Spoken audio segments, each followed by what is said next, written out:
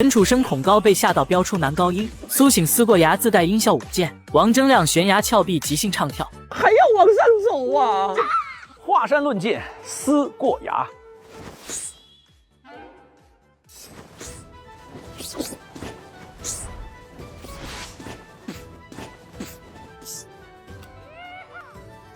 我站在人群，站在中央，不退让。果然上华山没有不犯病的。在就业男团年上组集体发疯，谁说这风发的不好呀？这风发的可太好了，观众们都爱看，不难看出生哥在快发是真的放得开，都学会了阴阳。哟，不8点出发吗？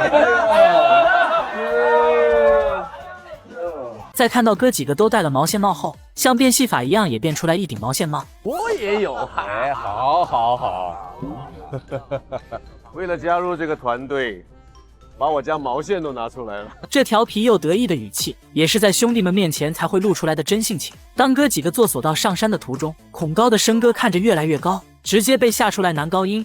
还要往上走啊！还要往上走啊！已经把陈楚生逼出了特殊音效了。我刚以为到不够高了。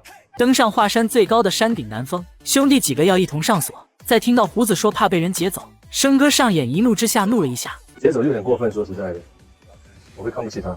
你也只是看不起他们，对不对？那我还能怎样？哥几个走在长空栈道去撕过崖的途中，邢子也是成了华山打歌第一人。就是说见过上节目打歌、直播打歌，也是头回在华山长空栈道打歌的。这个时候适合打一下我的歌。落着不羁的老东西，夕阳下自宁的意，追赶旋地的这东西。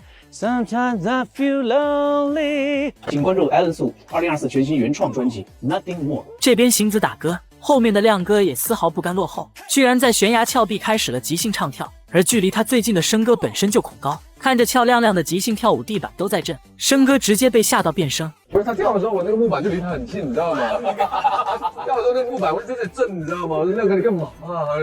我站在人群，站在中央，不退让。等哥几个终于到了撕过崖，也是有幸看到失传已久的猫猫拳再现江湖。华山论剑，撕过崖。